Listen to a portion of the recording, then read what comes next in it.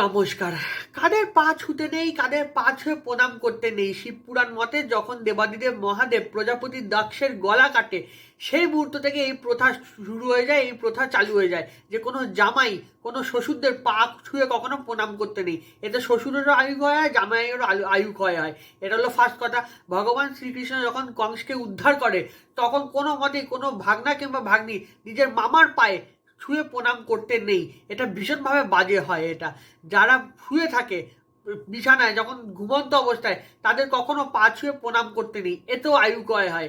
আর তার সঙ্গে সঙ্গে বাথরুম থেকে বেরোনো কিংবা ওয়াশরুম থেকে বেরোনোর সঙ্গে সঙ্গে পায়ে হাত দিয়ে প্রণাম করতে নেই। এতে নেগেটিভিটি আমাদের বেড়ে যায়, পজিটিভিটি ঢোকার পরিবর্তে নেগেটিভিটি বেরিয়ে যায়। কোনো আনম্যারিড মেয়েদের, অর্থাৎ আনম্যারিড কোনো অবিবাহিত নারীদের কখনো পা ছুঁয়ে প্রণাম করতে নেই। এতে আমাদের পাপ লেগে যায়, তারও পাপ লাগে, আমাদেরও পাপ লাগে। এগুলো জেনে রাখুন। যদি প্রণাম করতে হয়, আপনি বিবাহিত নারীদের প্রণাম করুন, মাতৃজ্ঞানে প্রণাম করুন, খুব ভালো হয়।